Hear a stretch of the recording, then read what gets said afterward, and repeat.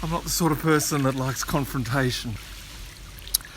In the story in Acts chapter 13, you've got Paul who meets up with a guy by the name of Barjesus who is influential because he's an attendant of the leader, Sergius. He's a Jewish sorcerer. He goes back to his leader and tells him about all the things that he's heard this man, Paul, talk about Jesus. And so he's called forth.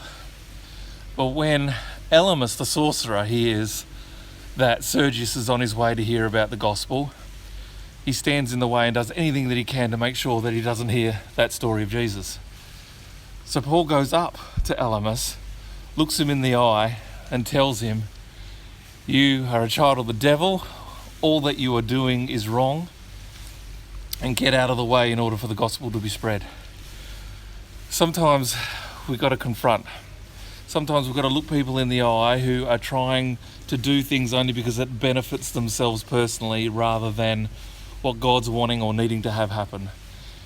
And even though we as Christians are very reluctant to stand up to other people because we think it's unchristian to do so, sometimes the need arises and that kind of action is called for.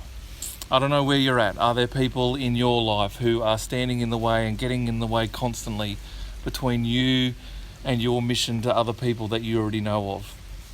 Sometimes they may even be meaning well.